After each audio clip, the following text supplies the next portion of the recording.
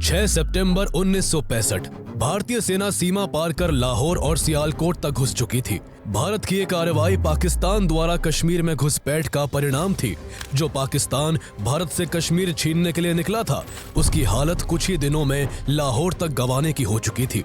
कश्मीर की ऊंची बर्फीली चोटियों से लेकर गुजरात के रण ऑफ कच्छ और राजस्थान के चिलचिलाती रेगिस्तानों तक भारत और पाकिस्तान के बीच करीब 1.5 महीने तक जबरदस्त लड़ाई जारी रही। एक तरफ भारत था जो 3 साल पहले ही 1962 में चाइना से जंग हार चुका था, तो दूसरी ओर पाकिस्तान था जो अमेरिका से एडवांस वेपन्स खरीदकर हवा में था और 17 सालों से कश्मीर छीनने के अधूरे ख्वाब को पूरा करने के लिए बेचैन था।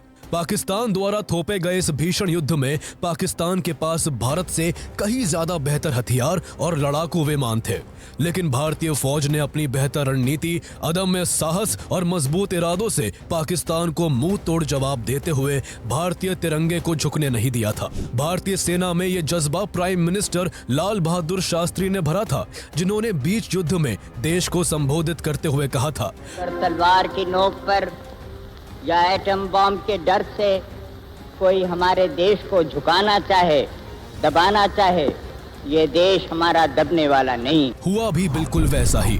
भारतीय सेना ने न केवल भारतीय सीमाओं में घुस आए पाकिस्तान को जोरदार टक्कर दी, बल्कि पाकिस्तान के अंदर घुसकर उसे घुटनों पर ला दिया। भारतीय सेना ने दो तरफ से पाकिस्तान में दाखिल होते हुए कुछ ही दिनों में उसके कई जरूरी इलाकों को अपने कब्जे में ले लिया, जिनमें स्ट्रेटेजिक रूप से बेहद इंपॉर्टेंट बुर्की विलेज भी शामिल था, जिसे कब्जे में लेकर इंडियन आर्मी ने जीत के प्रतीक के रूप में वहां के पुलिस स्टेशन के ऊपर इंडियन फ्लैग को फहरा दिया था, जहां से लाहौर का फासला केवल 14 किलोमीटर का ही रह गया था। लेकिन सोचने वाली बात यह है कि हमेशा डिफेंसिव अप्रोच अपनाने वाला भारत आखिर कैसे पाकिस्तान में घुसकर उसके इलाकों को अपने कब्जे में लेने लगा था। भारत और पाकिस्तान के बीच आखिर 1965 का यह युद्ध हुआ ही क्यों था, और आखिर इस वॉर में अपर हैंड होने के बावजूद भारत क्यों सीज फायर के लिए राजी हो गया था। Several thousand Pakistani soldiers, fully armed but clad in civilian clothes, crossed into Jammu and Kashmir. In this area, in 1965. Hello, 6-5 for all stations 3. Target uniform 1-1-5-3. Many battles were fought. 9-3 Roger. Uniform target. Many lives were lost.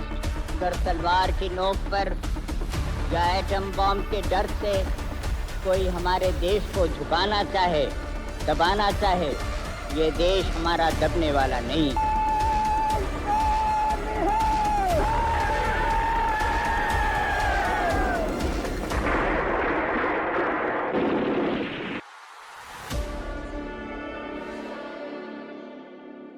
1947 में भारत को अंग्रेजों से आजादी के लिए बंटवारे का दंश झेलना पड़ा था। मुस्लिम लीग की अलग देश की मांग के कारण जहां पाकिस्तान अस्तित्व में आया, तो वही उस समय अंग्रेजों ने देश में मौजूद सभी प्रिंसली स्टेट्स को उनकी सुविधा के हिसाब से दोनों देश में से किसी एक को चुनने या फिर इंडिपेंडेंट रहने का ऑप्शन दे दिया था। ऐसे में जम्मू एंड कश्मीर के राजा हरि सिंह ने भारत और पाकिस्तान के साथ स्टैंड स्टिल अग्रीमेंट की पेशकश कर जम्मू एंड कश्मीर को एक इंडिपेंडेंट स्टेट डिक्लेयर कर दिया। लेकिन पाकिस्तान जम्मू एंड कश्मीर को अपने साथ मिलाने के लिए उतावला था, जिसके लिए उसने पहले राजा हरि सिंह को डराया धमकाया। फिर भी बात नहीं बनी तो 22 अक्टूबर 1947 को पाकिस्तान की सेना ने कबायली लड़ाकों के साथ मिलकर कश्मीर पर हमला कर दिया। हजारों की तादाद में मासूम लोग मारे जाने लगे, सड़कें खून से रंग दी गई। ऐसे में बचने का कोई मौका ना देख हरि सिंह ने भारत से मदद मांगी। भारत मदद के लिए अपनी सेना को जम्मू एंड कश्मीर तभी भेज सकता था जब वो ऑफिशियली इंडिया का पार्ट होता। इसलिए राजा हरि सिंह ने 26 अक्टूबर 1947 को इंस्ट्रूमेंट ऑफ एक्सेशन साइन कर दिया, जिसके बाद जम्मू एंड कश्मीर भारत का एक अभिन्न अंग बन गया। इसके बाद भारतीय सेना कश्मीर में घुसकर कार्रवाई करते हुए पाकिस्तानी घुसपैठियों को बाहर खदेड़ने लगी, लेकिन तब भी कश्मीर का काफी हिस्सा पाकिस्तान के कब्जे में था। ऐसे में इसे जल्दी सुलझाने के लिए प्राइम मिनिस्टर पंडित नेहरू द्वारा इस मुद्दे को यूनाइटेड नेशन में ले जाने से यूएन ने रेजोल्यूशन 47 पारित कर दोनों देशों के बीच लाइन ऑफ कंट्रोल तय करते हुए 1 जनवरी 1949 को दोनों देशों के बीच सीज फायर डिक्लेयर कर दिया। जिसके बाद भारत के पास जम्मू और कश्मीर का 2/3 हिस्सा ही रह सका, जबकि बाकी बचे 1/3 हिस्से पर पाकिस्तान का कब्जा हो गया, जिसे पाकिस्तान ऑक्यूपाइड कश्मीर POK के नाम से जाना जाता है। इस कब्जे के बाद भी पाकिस्तान की ओर से रह रहकर कश्मीर में उकसावे भरे घुसपैठ किए जाते रहे। इधर 1960 तक चाइना भारत के अक्साई चिन और अरुणाचल प्रदेश पर अपना क्लेम कर धीरे धीरे अपनी सेना को भारतीय सीमा के पास मोबिलाइज करने लगा था, जिसके 2 साल बाद ही 20 अक्टूबर 1962 को चीनी सेना लद्दाख और अरुणाचल प्रदेश में घुसपैठ कर भारतीय सीमा में घुस आई, जिससे दोनों देशों के बीच एक घमासान लड़ाई शुरू हो गई। इंडियन आर्मी काफी बहादुरी से लड़ी, लेकिन इस वॉर में इंडिया को हार का सामना करना पड़ा था। इस युद्ध में मिली हार के बाद भारतीय सेना ट्रांजिशन फेज से गुजर रही थी। वॉरफेयर टैक्टिक्स और प्लानिंग बदली जा रही थी और इंडियन गवर्नमेंट द्वारा न्यू और एडवांस वेपन्स को खरीदने के लिए बाहरी देशों का रुख किया जा रहा था। एक तरफ भारत अपनी सुरक्षा को लेकर काफी सोच विचार में लगा हुआ था, तो दूसरी तरफ अमेरिका और सोवियत यूनियन कोल्ड वॉर के बीच साउथ एशिया के देशों को अपने पाले में लाने का प्रयास कर रहे थे। लेकिन भारत ने किसी भी गुट का हिस्सा ना बनते हुए न्यूट्रल रहने का फैसला किया, लेकिन मिलिट्री इक्विपमेंट की डील सोवियत यूनियन से की। ये बात अमेरिका को पसंद नहीं आई थी, जिसका फायदा सीधे सीधे पाकिस्तान उठाना चाहता था। उस समय तक सोवियत एशिया के कई हिस्सों में अपने इन्फ्लुएंस को बढ़ा चुका था। ऐसे में अमेरिका की नजर ऐसे देशों पर थी जहां वो अपनी पकड़ बनाकर एशिया में बढ़ते सोवियत इन्फ्लुएंस को काउंटर कर सके। ऐसे में अमेरिका को साउथ एशिया में पाकिस्तान सबसे फायदे का देश लगा, इसलिए दोनों देशों के बीच जल्द ही मजबूत रिश्ते की शुरुआत हो गई। इस दौरान अमेरिका पाकिस्तान को बड़े पैमाने पर इकोनॉमिक और मिलिट्री एड देने लगा, जिससे पाकिस्तान की आर्मी के पास काफी एडवांस वेपन्स हो गए थे, जो उस समय इंडियन आर्मी के वेपन से काफी बेहतर थे। अमेरिका से सप्लाई होने वाले हथियारों में पैटर्न टैंक्स, F-86 सेबर और F-104 स्टार फाइटर जैसे लड़ाकू विमान शामिल थे। अपनी इस बढ़ती ताकत से पाकिस्तान को पंख लग गए थे और वो फिर से कश्मीर को पाने का ख्वाब देखने लगा था। उस समय पाकिस्तान के प्रेसिडेंट जनरल मोहम्मद अयूब खान थे, जो 1958 में मिलिट्री कू करके सत्ता पर काबिज हुए थे। तभी से पाकिस्तान में कॉन्स्टिट्यूशन को डिसॉल्व कर वहां मार्शल लॉ लगा दिया गया था, जिस कारण सेना की मर्जी के बिना पाकिस्तान में पत्ता भी नहीं हिल सकता था। इस ज्यादती से पाकिस्तान की जनता में अयूब खान के खिलाफ गुस्सा था, इसलिए वो कश्मीर पर हमला कर जनता का ध्यान भटकाना चाहते थे। सबसे पहले 1964 में पाकिस्तान में कश्मीर पब्लिसिटी कमेटी बनाई गई, जिसका काम पूरी दुनिया के सामने कश्मीर की इमेज को एक पीड़ित राज्य के रूप में दिखाना था। इस कमेटी ने पूरी दुनिया में ये झूठ फैलाने की कोशिश की कि कश्मीर में मुसलमानों पर अत्याचार हो रहे हैं, जिससे परेशान होकर वहां की जनता पाकिस्तान के साथ जुड़ना चाहती है। पाकिस्तान ने इस अभियान में फॉरेन जर्नलिस्ट और डिप्लोमेट्स को भी शामिल किया, ताकि कश्मीर के विषय पर एक तरफा भावनात्मक कहानी गढ़कर पाकिस्तान के पक्ष में जनमत तैयार किया जा सके। इसके बाद वहां पाकिस्तानी घुसपैठियों ने लोकल लोगों को भारत के खिलाफ भड़काना शुरू कर दिया। पाकिस्तान की इस हरकत से भारत के उससे रिश्ते फिर से खराब होने लगे थे। दोनों देशों के बिगड़ते रिश्तों के बीच 27 मई 1964 को प्राइम मिनिस्टर पंडित जवाहरलाल नेहरू की डेथ हो गई, जिनके बाद बेहद सादगी और अहिंसा के मार्ग पर चलने वाले लाल बहादुर शास्त्री इंडिया के प्राइम मिनिस्टर बने। इंडिया की ये सिचुएशन पाकिस्तान को एक मौके के रूप में दिखाई दी। अयूब खान लाल बहादुर शास्त्री को एक कमजोर प्राइम मिनिस्टर के तौर पर आंकते थे, इसलिए उन्होंने शास्त्री जी के पीएम बनने के कुछ महीने बाद ही 1965 के शुरुआती महीने में गुजरात की सीमा के पास एक 18 मील लंबी सड़क बना दी, जो भारत के रण ऑफ कच्छ में कई जगह करीब 1.5 मील अंदर तक जाती थी।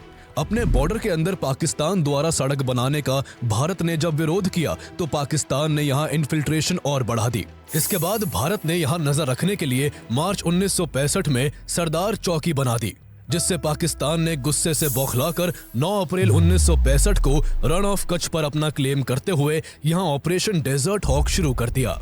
Pakistani army Rann of Kutch में घुसकर शालीमार चौकी, सरदार चौकी और जंगल चौकी पर आक्रामक हमले करने लगी। अचानक से हुए इस हमले में भारत को शालीमार चौकी पर हार का सामना करना पड़ा, लेकिन सरदार चौकी पर भारत के CRPF के जवानों ने पाकिस्तानी सेना को जोरदार टक्कर दी उस समय भारत पहले से ही कई समस्याओं का सामना कर रहा था। बारिश ना होने की वजह से देश में भयंकर सूखे की स्थिति थी। एक साथ आई इन समस्याओं का शास्त्री जी ने डट कर मुकाबला किया और उनके आदेश पर इंडियन आर्मी ने पाकिस्तान को मुंह तोड़ जवाब देना जारी रखा।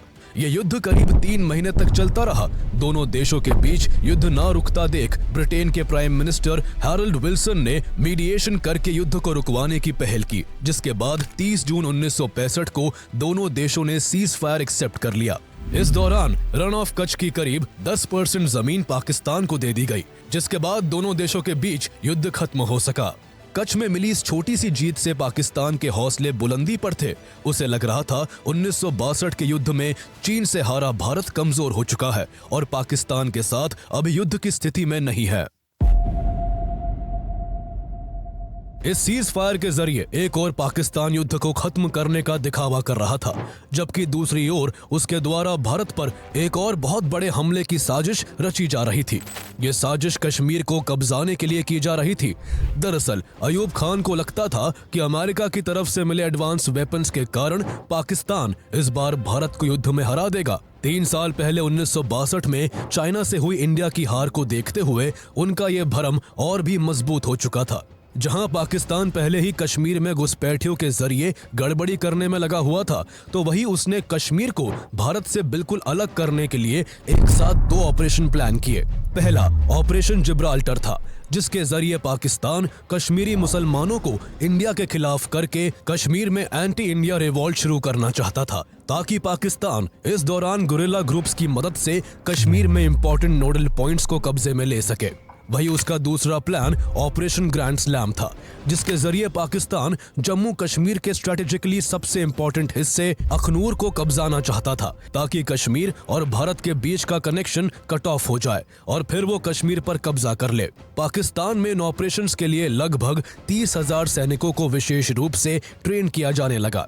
पाकिस्तान भारत से बिना एक लंबा युद्ध किए जीत हासिल करना चाहता था, इसलिए ऑपरेशन को शुरू करने से पहले वो खुफिया जानकारी जुटाने और वहां की इंपॉर्टेंट लोकेशन की पहचान के लिए अपने हजारों सैनिकों और मिलिटेंट्स को कश्मीर में भेजने लगा।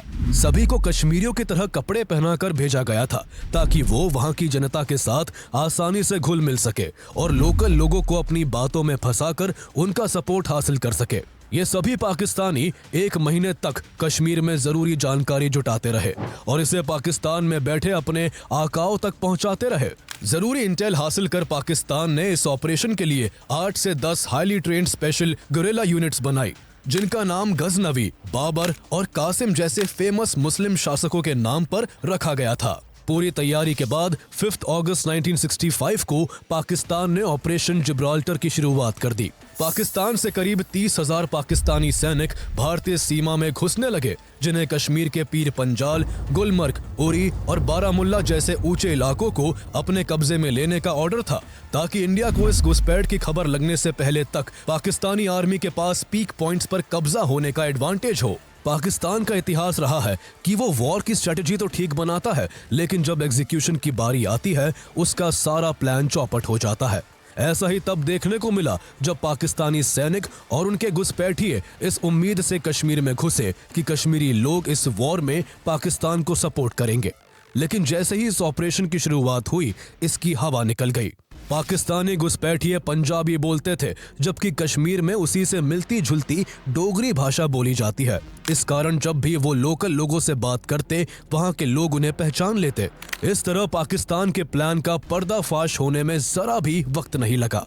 लोकल लोगों ने पाकिस्तान के इस घुसपैठ की खबर इंडियन आर्मी को दे दी, जिसके बाद इंडियन आर्मी ने अलर्ट होते हुए जम्मू कश्मीर के चप्पे चप्पे में छानबीन कर पाकिस्तानी घुसपैठियों को चुन चुन कर एलिमिनेट करना शुरू कर दिया। जल्दी ही सैकड़ों पाकिस्तानी घुसपैठिए न्यूट्रलाइज कर दिए गए, साथ ही उनमें से 4 को जिंदा पकड़ लिया गया। इंडियन आर्मी ने जब इनसे सख्ती की तो चारों ने जल्दी ही पाकिस्तान के इस पूरे ऑपरेशन के कच्चे चिट्ठे खोल कर रख दिए। ऑपरेशन जिब्राल्टर के दौरान पाकिस्तानियों की मंशा हमले के बीच एक radio station voice of Kashmir शुरू करने की भी थी, जिसके जरिए ये झूठ फैलाना था कि कश्मीर के लोगों ने हिंदुस्तान से बगावत कर दी है और कश्मीर भारत से अलग हो चुका है। इस दौरान खबरें रेडियो पर प्रसारित तो हुई, लेकिन पाकिस्तान से नहीं बल्कि भारत के ऑल इंडिया रेडियो के जरिए, जिस पर पाकिस्तान की इन करतूतों को पूरी दुनिया के सामने लाकर रख दिया गया। वहीं इंडियन आर्मी पाकिस्तानी घुसपैठियों को खदेड़ते हुए जम्मू कश्मीर के स्ट्रेटेजिक पॉइंट्स को उनसे फ्री करती जा रही थी। इंडियन आर्मी की ये कार्रवाई अगस्त के अंतिम दिनों तक जारी रही, जिस बीच 26 अगस्त 1965 को भारतीय सेना ने पीओके के अंदर घुसकर हाजी पीर पास पर हमला कर दिया। पीओके का हाजी पीर पास वो इलाका था जहां से पाकिस्तान की तरफ से इन्फिल्ट्रेशन हो रहा था। भारतीय सैनिकों ने पहाड़ी और दुर्गम रास्तों को पार करते हुए पाकिस्तानी ठिकानों को नेस्तानाबूद कर दिया और 3 दिनों की लगातार लड़ाई के बाद 28 अगस्त को हाजी पीर पास पर अपना कंट्रोल जमा लिया। हाजी पीर पास पर भारत की जीत से पाकिस्तान के घुसपैठ के सभी रास्ते बंद हो गए थे, जिससे घुसपैठिए उल्टे पांव पाकिस्तान भागने को मजबूर हो गए। भारत से बुरी तरह से मात खाने के बाद भी पाकिस्तान बाज नहीं आया और इस ऑपरेशन के फेल होने के बाद अगले दिन ही उसने second plan operation grand slam को लॉन्च कर दिया। इस बार पाकिस्तान की नजर जम्मू एंड कश्मीर के अखनूर क्षेत्र पर थी। पाकिस्तान अखनूर में चिनाब नदी पर बने एक ब्रिज को तोड़कर भारत को कश्मीर के साथ जोड़ने वाली इकलौती सड़क पर कब्जा जमाना चाहता था, ताकि भारत से कश्मीर का कनेक्शन ही ब्रेक हो जाए और कश्मीर तक इंडियन आर्मी अपने सैन्य सामान ही न ला पाए। पाकिस्तान अखनूर में हमला करके भारत की इसी सप्लाई लाइन को कट ऑफ करना चाहता था। इसी मकसद के साथ 1 सितंबर 1965 को सुबह 3:30 बजे पाकिस्तानी आर्मी भारी संख्या में तोपों और टैंकों के साथ बॉर्डर क्रॉस कर तेजी के साथ अखनूर की तरफ बढ़ने लगी।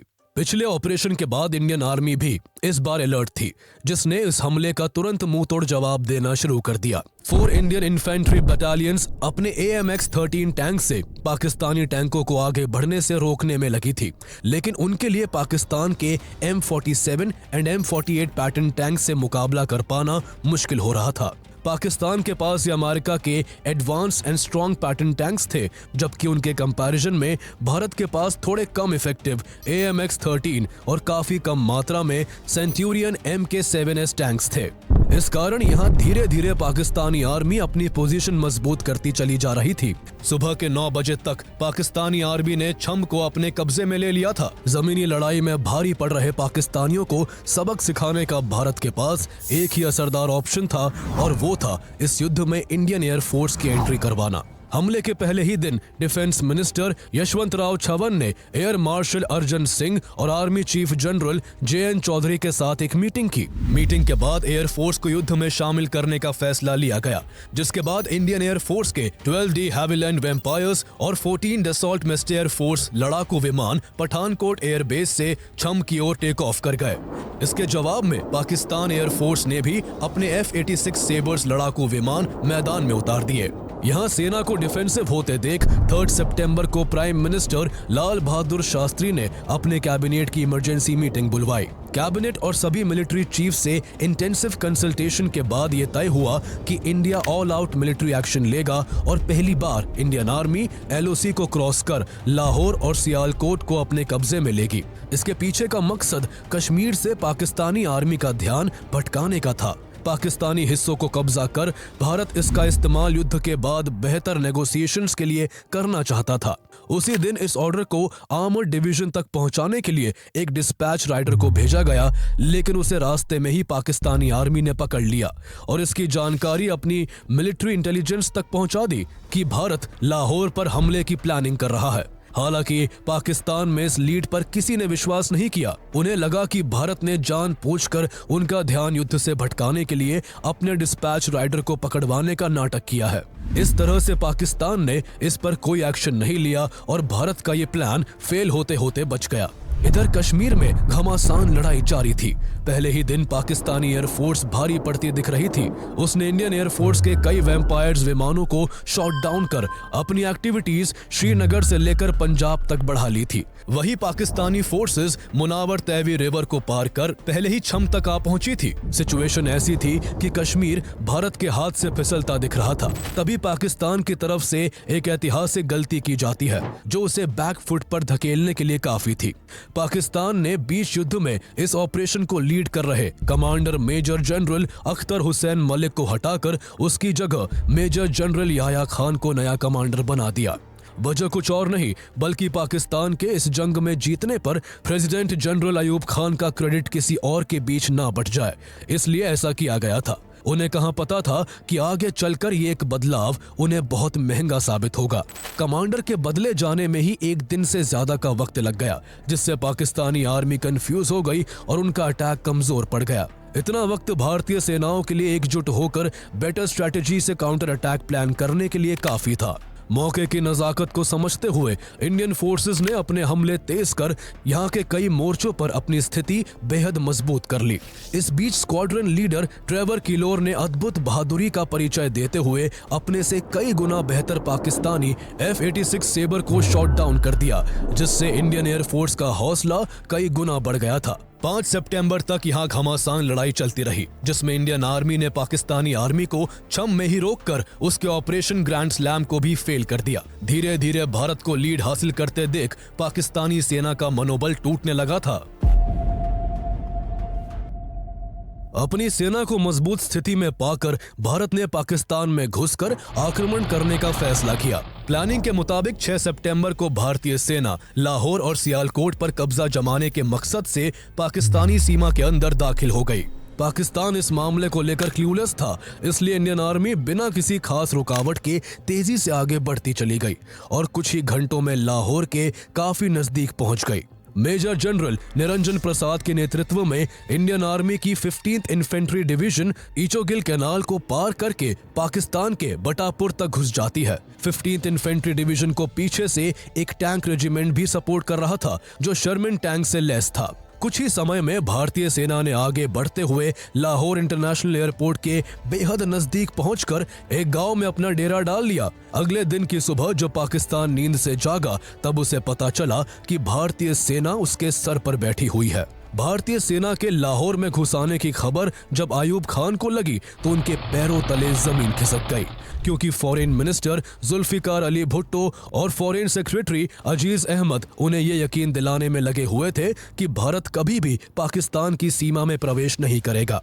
वही उनकी सोच से परे इंडियन आर्मी लाहौर के नियर बाय विलेजेस को अपने कंट्रोल में करती जा रही थी, जिसका अगला टारगेट बुर्की विलेज था, जो लाहौर से केवल 14 किलोमीटर की दूरी पर था। लेफ्टिनेंट कर्नल अनंत सिंह के नेतृत्व में भारतीय सेना ने आगे बढ़ते हुए बुर्की के आसपास की कई बस्तियों और बंकरों को अपने कब्जे में ले लिया। हालांकि बुर्की विलेज अभी भी उनकी पकड़ से दूर था, जिसे सेफगार्ड करने वहां पाकिस्तानी आर्मी भी यहां पहुंची थी, जो चप्पे चप्पे पर आर्टिलरी और टैंक तैनात कर भारतीय सेना के साथ दो हाथ करने लगी। वही 6 सितंबर के ही दिन से भारत की एक दूसरी सैन्य टुकड़ी 3 Jat regiment lieutenant colonel Desmond Hayde के नेतृत्व में डोगराई की ओर बढ़ी चली आ रही थी। डोगराई से ग्रैंड ट्रंक रोड सीधे लाहौर तक जाता था, इसलिए डोगराई को कैप्चर कर भारतीय सेना पाकिस्तानी आर्मी को मिल रही सभी सप्लाईज को रोक देना चाहती थी। 3 जाट रेजिमेंट ने दुश्मन की कड़ी सुरक्षा को तोड़ते हुए जल्दी ही डोगराई पर अपना कब्जा जमा लिया।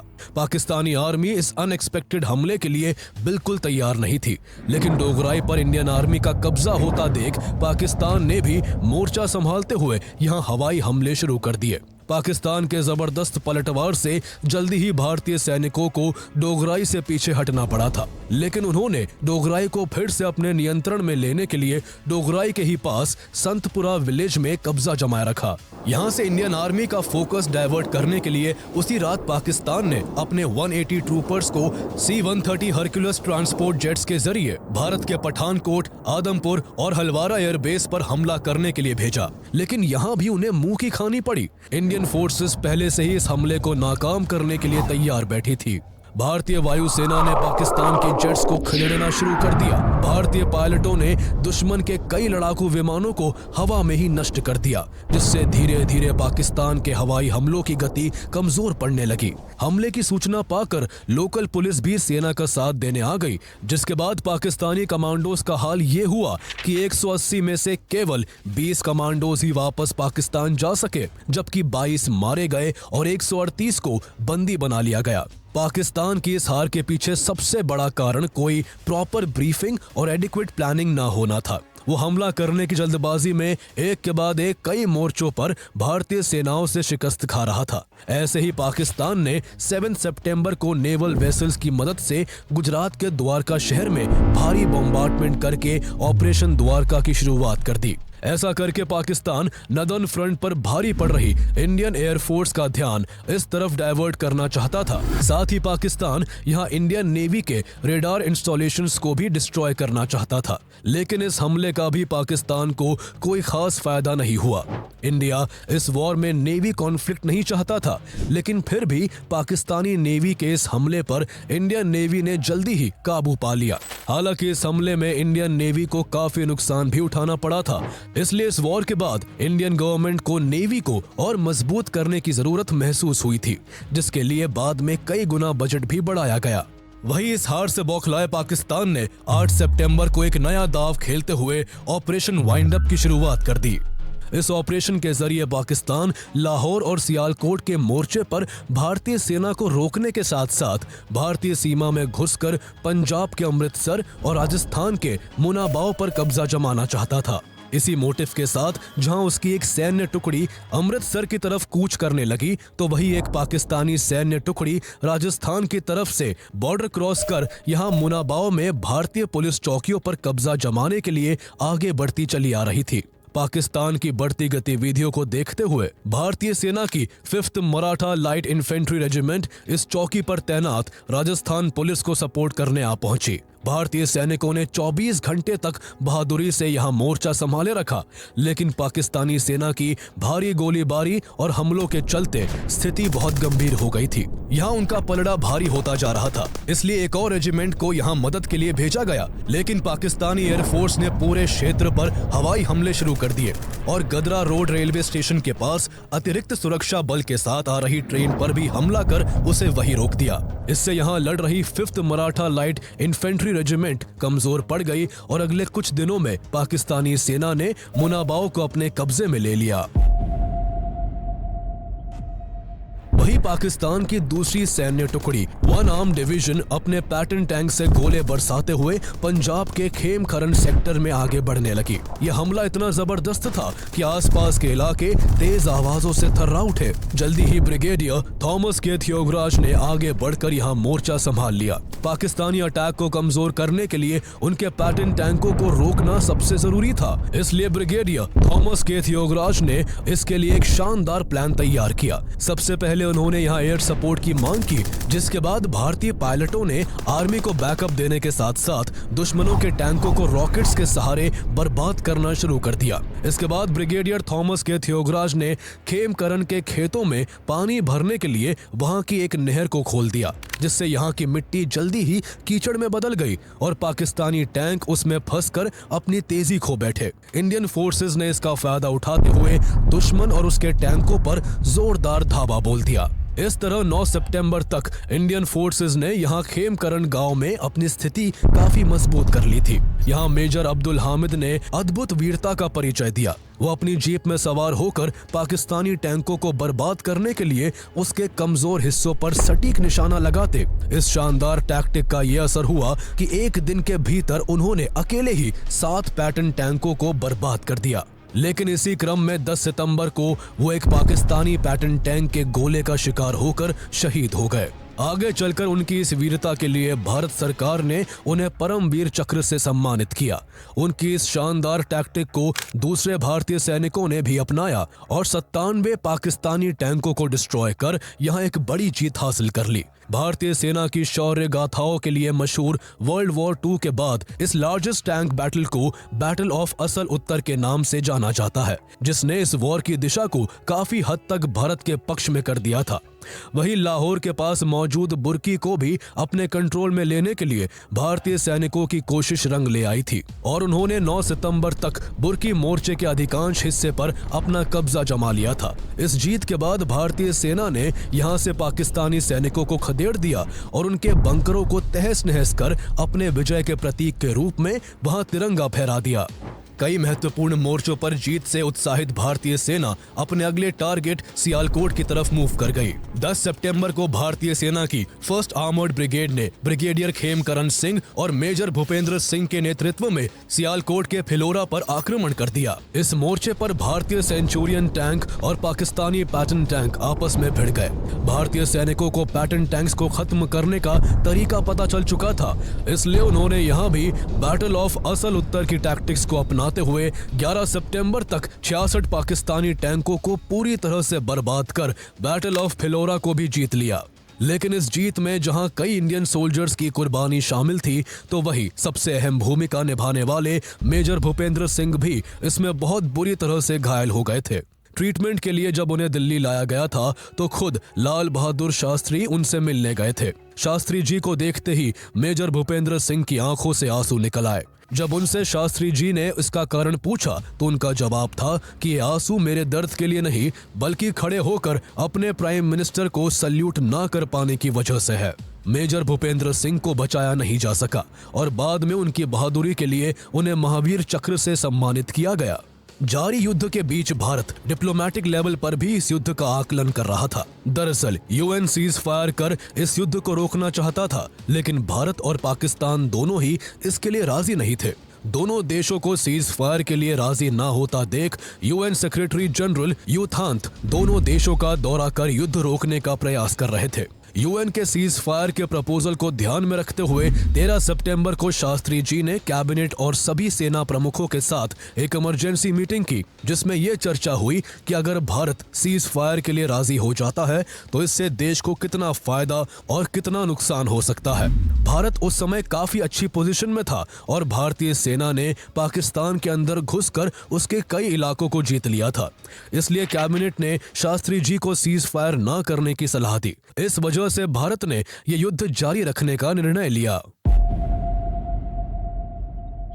तब तक भारतीय सेना सियालकोट सेक्टर के चाविंडा को अपने कब्जे में लेने के लिए कूच कर चुकी थी। 14 सितंबर को भारतीय सेना ने लेफ्टिनेंट कर्नल टारापोरे की अगुवाई में चाविंडा पर हमले शुरू किए। यहाँ कई दिनों तक घमासान लड़ाई चलती रही, लेकिन जीत हार का फैसला नहीं हो सका। दोनों ही ओर से सैकड़ों सैनिक अपने देश के लिए शहीद हो गए, जबकि सैकड़ों टैंक धराशायी हो गए। Indian army chief JN Chaudhuri Chawinda पर कब्जा करना चाहते थे, क्योंकि ये लोकेशन लाहौर और सियालकोट को कनेक्ट करती है। यहाँ इंडिया की जीत से पाकिस्तान अलग थलग पड़ जाता और उसे इंडिया की शर्तों पर नेगोशिएशन के लिए राजी होना पड़ता। भीषण युद्ध के बीच यूनाइटेड नेशन ने 20 सितंबर को रेजोल्यूशन 211 पास कर एक बार फिर दोनों देशों से सीज फायर करने की अपील की। उसी दिन यूएन की मांग को ध्यान में रखते हुए prime minister Lal Bahadur Shastri army chief JN Chaudhuri से मिले और पूछा कि अगर ये युद्ध कुछ दिन और यूं ही चलता रहा तो क्या भारत को एक शानदार जीत मिल सकती है। 13 सितंबर को अपनी जीत को लेकर श्योर JN चौधरी उस दिन कोई सेटिस्फैक्टरी आंसर नहीं दे पाए। यह वॉर पूरी तरह से किसी के पाले में तो नहीं था, लेकिन इसमें भारत को बढ़त जरूर हासिल थी। इस वॉर के चलते जहां पाकिस्तान के कंट्रोल में इंडिया की 550 स्क्वायर किलोमीटर की टेरिटरी थी, तो वही भारत पाकिस्तान के 1920 स्क्वायर किलोमीटर के इलाके को अपने कब्जे में ले चुका था। इस बढ़त के बावजूद ऐसे बहुत से फैक्टर्स थे जो इस वॉर पर इम्पैक्ट डाल रहे थे। ये वजह इतनी बड़ी थी कि वॉर में अपर हैंड होने के बाद भी भारत ने यूएन द्वारा प्रपोज किए सीज फायर को पाकिस्तान से पहले एक्सेप्ट कर सबको हैरानी में डाल दिया। जीत की स्थिति में होने के बावजूद भारत का सीज फायर एक्सेप्ट करने के पीछे कई कारण थे। पहला मेन रीजन देश की इकोनॉमिक कंडीशन थी। 3 साल में दो युद्ध करने से भारत की इकोनॉमिक कंडीशन काफी खराब हो गई थी और युद्ध लंबा खिंचने से ये स्थिति और भी खराब हो सकती थी। वॉर की वजह से देश के लगभग हर सेक्टर पर काफी बुरा इम्पैक्ट पड़ रहा था। ये वो समय था जब वीट की सफिशिएंट सप्लाई तक के लिए भारत अमेरिका की PL 480 स्कीम पर डिपेंडेंट था। भारत के इस तरह युद्ध में शामिल होने से अमेरिकन प्रेसिडेंट लिंडन जॉनसन गेहूं के एक्सपोर्ट को रोकने की धमकी देते रहते थे। जारी युद्ध और अमेरिकी धमकियों से भारत में खाने पीने के सामानों की कीमतें आसमान छूने लगी थी। वहीं 1962 के युद्ध के बाद भारत का डिफेंस बजट काफी बढ़ गया था। 1964 में चाइना द्वारा न्यूक्लियर टेस्ट करने के बाद भारत ने भी अपना न्यूक्लियर प्रोग्राम शुरू कर दिया था, जिससे डिफेंस बजट बढ़कर गवर्नमेंट के कुल स्पेंडिंग का करीब 28% तक पहुंच चुका था। युद्ध लंबा खिंचने से ये स्पेंडिंग और भी बढ़ सकती थी, जिससे देश की इकोनॉमिक कंडीशन काफी खराब हो सकती थी। ऐसे हालात ना बन जाए, इस वजह से फाइनेंस मिनिस्टर तिरुवेल्लोर थैतई कृष्णमाचारी और food and agriculture minister Chidambaram Subramaniam समेत कई मिनिस्टर्स द्वारा प्रधानमंत्री शास्त्री जी को सीज फायर एक्सेप्ट करने की सलाह दी गई थी। सीज फायर एक्सेप्ट करने के पीछे दूसरा कारण इंडिया का इंटरनेशनल लेवल पर डिप्लोमेटिक रूप से अकेला पड़ना था। इस लड़ाई के दौरान दुनिया का कोई भी देश खुलकर भारत के सपोर्ट में नहीं आया था। यहाँ तक कि सोवियत यूनियन भी उस समय न्यूट्रल बना हुआ था और भारत पर सीज फायर एक्सेप्ट करने के लिए डिप्लोमेटिक प्रेशर डाल रहा था, जबकि पाकिस्तान के साथ अमेरिका और चाइना खड़े थे। चाइना तो कई बार इस युद्ध के लिए भारत को जिम्मेदार ठहराकर क्रिटिसाइज कर चुका था और बीच युद्ध में बॉर्डर पर अपनी सेना को मोबिलाइज कर सीमा पर गोलीबारी कर रहा था। तीसरा रीजन ये था कि इस युद्ध में 14 सितंबर के बाद भारत को कोई बड़ी जीत हासिल नहीं हुई थी। फिलौरा पर जीत हासिल करके भारतीय सेना चाविंडा को जीतने के मकसद से आगे बढ़ी थी, लेकिन यहाँ 5 दिन की घमासान लड़ाई के बावजूद भी भारतीय सेना इसे अपने कब्जे में नहीं ले पाई थी। इसके अलावा सीज फायर को एक्सेप्ट करने के पीछे चौथा कारण आर्मी चीफ JN चौधरी द्वारा बताए गए गलत आंकड़े को माना जाता है। युद्ध के बीच यूएन के 20 तारीख वाले सीज फायर प्रपोजल को लेकर जब लाल बहादुर शास्त्री अपने कैबिनेट मिनिस्टर्स और आर्मी चीफ से इसे एक्सेप्ट करने को लेकर राय मशवरा कर रहे थे, तब आर्मी चीफ JN चौधरी ने उन्हें लड़ाई खत्म करने की सलाह दी थी। उन्होंने बिना वेरीफाई किए उनसे कहा था कि भारतीय सेना के वेपन्स लगभग खत्म होने की कगार पर है, जबकि वास्तविकता में उस समय भारत ने अपने वॉर रिजर्व का केवल 14% हिस्सा ही इस्तेमाल किया था। भारत द्वारा सीज फायर एक्सेप्ट करने की पहल के पीछे पांचवी वजह यह थी कि यूएन, अमेरिका और सोवियत यूनियन की तरफ से भारत और पाकिस्तान दोनों देशों पर सीज फायर का प्रेशर बनाया जा रहा था। ऐसे में शास्त्री जी का मानना था कि भारत अगर आगे से सीज फायर डिक्लेयर करेगा तो इससे इंटरनेशनल लेवल पर एक अच्छा मैसेज जाएगा और ये भारत के लिए एक डिप्लोमेटिक जीत होगी।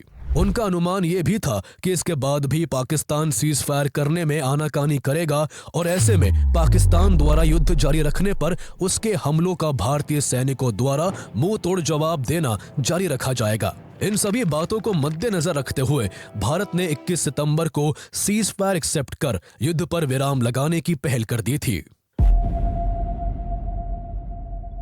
जैसा कि शास्त्री जी का अनुमान था, इंडिया के सीज फायर एक्सेप्ट करने के बाद भी पाकिस्तान सीज फायर के लिए राजी नहीं हुआ, जिसके बाद भारतीय सेना भी लड़ाई जारी रखते हुए डोगराई को फिर से अपने कब्जे में लेने के लिए आगे बढ़ गई, जिससे यहाँ इंडियन मिलिट्री के इतिहास की सबसे ब्लडीएस्ट बैटल की शुरुआत हो गई। ब्रिगेडियर डेसमंड हेडे ने अपनी सैन्य टुकड़ियों के साथ 21 सितंबर की रात को ही डोगराई पर जोरदार और निर्णायक हमला कर दिया। डोगराई इचोगिल कैनाल के पूर्वी किनारे पर Amritsar Lahore grand trunk road पर सिचुएटेड है, जो स्ट्रैटेजिकली काफी इंपॉर्टेंट था। डोगराई को अपने कब्जे में लेने से भारत इस जंग में और भी अच्छी पोजीशन में पहुंच जाता। 6 सितंबर के बाद से भारतीय सेना इसे फिर से जीतने के कई प्रयास कर चुकी थी, लेकिन सफल नहीं हो पाई थी। पाकिस्तान ने यहां अपनी पूरी ताकत झोंक दी थी। इस मोर्चे पर उसके सैनिक तादाद में भारतीय सैनिकों से लगभग डबल थे। वहीं जगह जगह पाकिस्तानी टैंक्स तैनात थे। इसलिए डेसमंड हेडे ने यहां जीत हासिल करने के लिए अपनी सेना का मनोबल बढ़ाते हुए कहा कि एक भी आदमी पीछे नहीं हटेगा, जिंदा या मुर्दा अब हम सब डोगराई में ही मिलेंगे। अपने कमांडर के जोशीले अंदाज से भारतीय सेना के मनोबल में काफी बढ़ोतरी हुई और रात के करीब 12 बजे अंधेरे का फायदा उठाकर भारतीय सैनिकों ने 2 अलग अलग दिशाओं से डोगराई को घेर लिया। पहली बार में भारतीय सैन्य टुकड़ी को कुछ खास सफलता हाथ नहीं लग सकी, क्योंकि पाकिस्तान की सेना यहां पहले से ही ट्रेंचेस में छुपी हुई थी और वहीं से भारतीय सेना पर लगातार हमले कर रही थी। भारतीय सेना के लिए उन्हें खाइयों से निकालना जरूरी था, इसलिए जल्दी ही 3 जाट रेजिमेंट के वीर सपूत खाइयों में घुस गए, जिसके बाद बंदूकों और गोले बारूद से लड़ी जा रही लड़ाई अब हाथों और पैरों से भी लड़ी जाने लगी। कई घंटों तक दोनों सेनाओं के बीच हाथापाई चलती रही। इस दौरान भारतीय सेना ने पाकिस्तान के कमांडर सहित उसके 108 सिपाहियों को जिंदा पकड़ लिया। दोनों ओर से सैकड़ों जवान शहीद हो गए। भारतीय सेना ने 308 पाकिस्तानी सैनिक को मार गिराया, जबकि बदले में भारत के 86 सैनिकों को भी अपने देश के लिए कुर्बान होना पड़ा। इसी के चलते 22 सितंबर की सुबह 6 बजे तक भारतीय सेना ने डोगराई पर कब्जा कर वहां भारतीय तिरंगा फहरा दिया। भारत अब लाहौर को जीतने के एकदम करीब पहुंच चुका था और इसके लिए यहां अपने टैंकों को मोबिलाइज भी करना शुरू कर दिया था। भारत की इस जीत से पाकिस्तान की हालत खराब हो गई। पाकिस्तान पहले ही अपने काफी इलाके भारत के हाथों गवा बैठा था। उसके लिए कहीं सिचुएशन और वर्स ना हो जाए, इसलिए अयूब खान भी सीज फायर के लिए राजी हो गए। दोनों देशों के द्वारा सीज फायर एक्सेप्ट करने के अगले ही दिन 23 सितंबर को दोनों देश की सेनाएं अपने अपने देश की ओर कूच करने लगी और इसके साथ ही सेकेंड वर्ल्ड वॉर के बाद लड़ी गई सबसे भीषण लड़ाई खत्म हो गई। इस लड़ाई में भारत से मिली हार के बाद अयूब खान इतने निराश थे कि एक बार अपने कैबिनेट के साथ बैठक में उन्होंने कहा कि एक बात मैं साफ कर देना चाहता हूं कि पाकिस्तान 50 लाख कश्मीरियों के लिए 10 करोड़ पाकिस्तानियों की जिंदगी को कभी खतरे में डालने की गलती नहीं करेगा। सीज फायर के करीब 3 महीने बाद जनवरी 1966 में पीस टॉक के लिए लाल बहादुर शास्त्री और अयूब खान ताशकंद में मुलाकात करते हैं, जहां दोनों के बीच ताशकंद एग्रीमेंट हुआ। इस समझौते में दोनों देशों ने युद्ध के दौरान अरेस्ट किए गए सैनिकों को लौटाने और कब्जाए क्षेत्रों को वापस करने का फैसला किया। लेकिन इस समझौते के जस्ट अगले ही दिन 11 जनवरी 1966 को लाल बहादुर शास्त्री की रहस्यमयी परिस्थितियों में मौत हो गई। उनकी डेथ से पूरे भारत में शोक की लहर थी और हर कोई उनकी इस अचानक से हुई मौत का कारण जानना चाहता था। बाद में उनकी मौत के पीछे हार्ट अटैक बताया गया, लेकिन कई एक्सपर्ट समेत भारत का एक बड़ा वर्ग आज भी इसको झूठ मानता है और दशकों से उनकी डेथ के पीछे किसी साजिश का अंदेशा जताया जाता रहा है। अमेरिकन इंटेलिजेंस एजेंसी के डायरेक्टोरेट ऑफ ऑपरेशंस में उस वक्त सेकंड इन कमांड रहे रॉबर्ट क्राउली ने अपने एक इंटरव्यू में कन्फेस किया था कि लाल बहादुर शास्त्री की मौत के पीछे CIA का हाथ था। इसके बारे में ग्रेगरी डगलस की book conversation with the crow में भी डिटेल से डिस्क्राइब किया गया है। भले ही शास्त्री जी हमें छोड़कर चले गए, लेकिन वो अपने पीछे 1965 वॉर में अपने साहसिक और मजबूत इरादों की महान यादें छोड़ गए, जिनकी बदौलत भारत ने पाकिस्तान के लाहौर और सियालकोट तक जीत हासिल कर पाकिस्तान को भारतीय सीमा से उल्टे पांव भागने पर मजबूर कर दिया था।